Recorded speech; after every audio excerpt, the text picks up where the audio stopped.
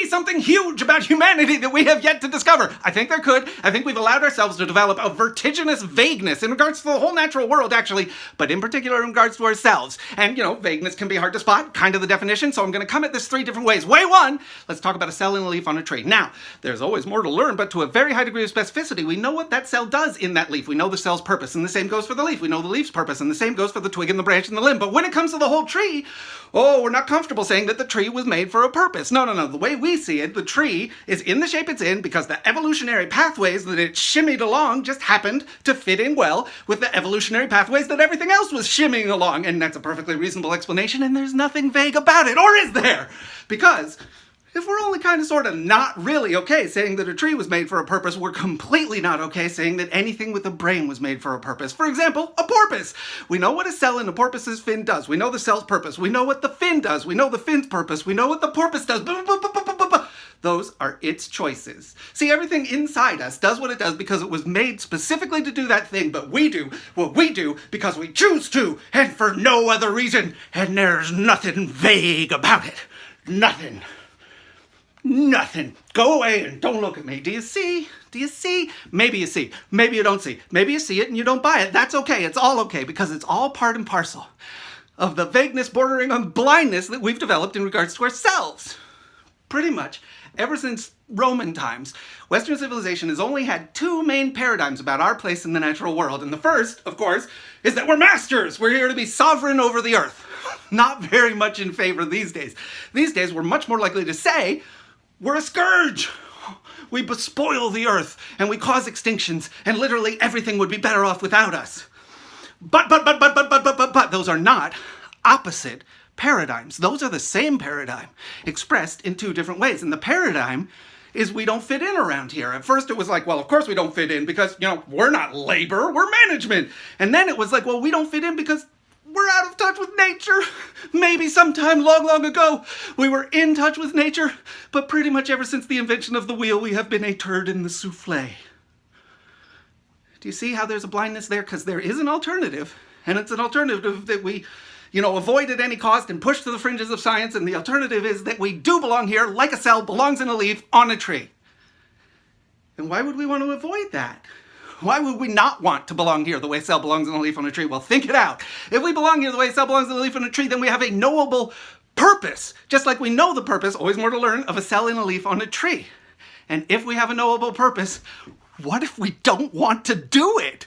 If we belong here the way a cell belongs in a leaf on a tree, then ripped forever from our hands is our very favorite game. And our very favorite game is we can be anything. But darlings, sweethearts, oh my loves, we're masters of the earth. That's not science. We're an evolutionary miscarriage.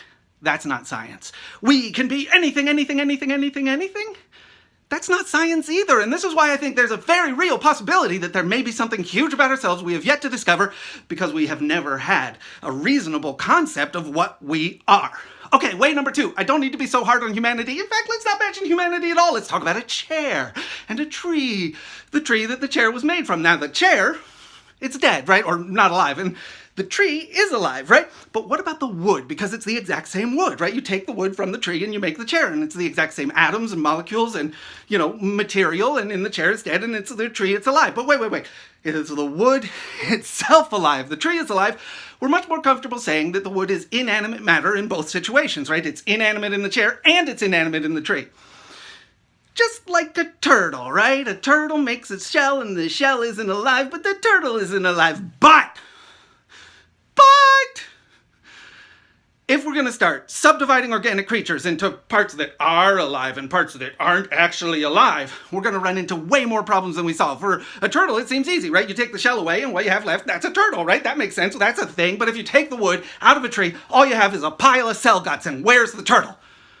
There's a pile of cell guts. Where is the turtle? Now, if we're trying to analyze what makes something alive and what makes something not alive, something that's useful to analyze is how does it hold its shape? Because things that aren't alive have to stay still. to hold their shape. And things that are alive have to keep moving to hold their shape. If you put a chair in a place, it has to stay in that place to still be a chair. A tree or even a mollusk, anything that doesn't seem to move that much externally, it has a constantly moving circulatory system inside it. If that circulatory system stops and it dies, its structure falls apart. So what does this mean about our wood, right? Because it seems to be both. In the chair, it has to be still to be alive, and in the tree, it has to be still... Wait, in the chair, it has to be still to be dead. Wait, in the chair, it has to be still to hold its shape, and in the tree, it has to be moving to hold its shape. But wait. The wood isn't moving in the tree. It's still staying still in the tree. It's simply sort of an accessory to movement. It's participating integrally in a circulatory system. And wait, maybe... that's all it means to be alive. Maybe to be alive is simply to be an integral part of the circulatory system of an organic creature. I don't know. I'm not going to explain it. I'm not going to solve this. This is a, continual conundrum. If it seemed like I was going to present an explanation, I'm sorry to have misled you. What I'm going to do is pull back and bring this up for the point of illustration, right? Because if we look at the entire Earth as a single circulatory system, which it undoubtedly is, there are smaller, subsystems, but they all intercirculate. Is that a chair or is that a tree? It's a single circulatory system. Obviously, it doesn't hold its shape by standing still. It's obviously not a chair. It's obviously a tree. So I'm about to commit an incredible sin against the English language. Sentencarians, grammarians may never forgive me, but I'm about to mix metaphors so severely that they may never unmix. If all of this is a tree, where's the turtle? Where's the turtle? Okay, Way 3 is the next video. It's a fun little story, and I acted out, and thanks for listening. Comments welcome.